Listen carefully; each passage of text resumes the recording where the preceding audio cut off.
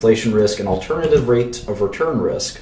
All of these things we briefly touched on and talked about last time, and I think that we're going to talk about them even further. So one of the things that I wanted to do, because I think it would help quite a bit in sort of understanding this point, is we're going to look at something called a bond. Now, you undoubtedly have heard of stocks and bonds, right? But you probably haven't really had a lot of experience with bonds. A lot of people have experience with stocks because it's easy to trade stocks. You can go online and trade stocks, and you can go online and trade bonds, but a lot of people don't. I'd say 95% of people have traded stocks and not bonds. And when people do get bonds, they typically don't trade them. And I think that that's a mistake. In fact, anyone that works for me, I sort of demand that they look at bonds and other asset classes, because they don't get a complete understanding of stocks and equities, and private equity especially, unless they've experienced some other asset classes. So what is a bond? Well, a bond is a debt, a loan, a note, any kind of instrument like that. It's a contract where a lender advances to a borrower funds. The lender gives the borrower funds, millions of dollars usually, and expects to be paid back with interest. It's a loan. It's a debt. That's what a bond is. Now the details and the terms is what we call the terms of that loan are very important. We've got a couple of key things. The first is the principal, and that's the amount that we borrow, the principal. The next is the coupon, which is the interest payment. Now, the interest payment can be calculated in all kinds of ways. It can be paid annually, biannually, quarterly, and it depends on the principal amount. Is the coupon fixed coupon? Is it based on the current principal? And that relates to something called the payback period or the maturity. That's the date that the amounts which were borrowed are due. And are there paybacks only at the maturity? In other words, a balloon payment? Or are there prepayments at any time? Is there a fixed payment schedule every year? There's tons of different ways to think about how that works. And we're not going to go through yield to maturity and all those things. This is not a bond class necessarily. We might do that later. What I wanted to do was to try to discount a basic bond. And so the way we're going to do that is we're going to go to Excel, and we're going to pretend this is IBM. We're going to pretend IBM wanted to borrow, for whatever reason, a very small amount of money. Let's say they wanted to borrow $5 million. I think IBM would ever want to borrow that small amount of money. In fact, we can see on Bloomberg how big IBM's outstanding bonds are. They have bonds as big as 3 or 4 billion. The smallest bond they have that I can see right here is $750 million. So borrowing $5 million isn't something IBM is going to do. Here's a $600 million bond of IBM's. So all right, so $5 million. They're looking to borrow $5 million. They're going to get the money on 1/1/17, and they're going to pay it back. Let's say it's a 10-year bond. They're going to pay it back on 1/1/2027. So they borrow it on January 1st, 2017, and they're going to pay it back on January 1st, 2027. And let's say the coupon, so here's the principal, is $5 million. Let's say the coupon is 5%. IBM tends to be able to borrow for less than that, but let's say for argument's sake, IBM said, you know what, we want to borrow this money, 5%, $5 million. So now what we're going to do is we're going to make a calendar, in essence, 2017, and we're going to make it out to 2027. And in essence, we're going to make two things. We're going to write amount outstanding, or principal outstanding,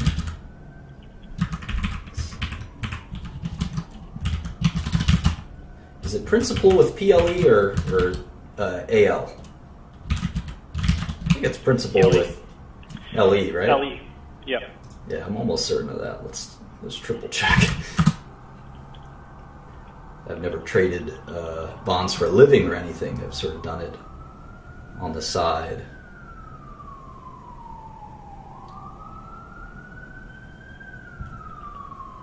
Anyway. Yeah, Martin, how big is the bond market compared to the equity market? It's a great question. The bond market's bigger than the equity market. That's what I thought. A lot bigger, right? Because yeah, it is. It is, yeah, and that's mostly because of sovereign debt and stuff like that. But so the amount outstanding pretty much at all times, bond principal is definitely LE. Yeah. Certainly the principles of finance, that principle is LE, but I was wondering if principles and bond principle could be potentially PAL. Anyway, the principal amount outstanding will be $5 million for the entire amount. They're never going to prepay. This coupon, this debt terms equal no prepayment allowed. They can never retire this debt. They can only retire it in 2027. So the interest payments every year will be what? 5% of $5 million, which is $250,000. But in year 2027, interestingly, in year 2027, they also have to pay back what? They have to pay back the $5 million because they borrowed the $5 million, right? So they borrowed the $5 million. So last year they're going to pay back the $5 million. The payback amount will be zero until the last year, where it'll be $5 million.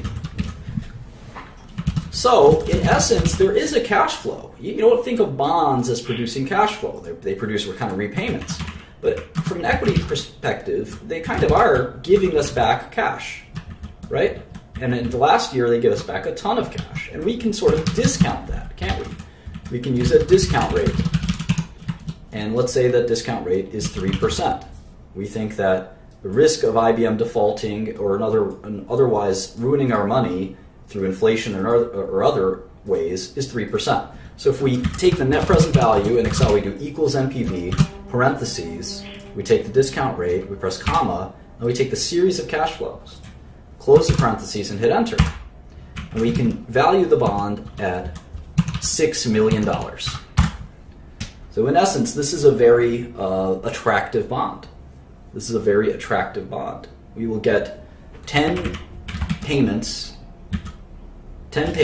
of $250,000. And we'll get a last balloon payment of $5 million. It's a 5% coupon bond, if that makes sense.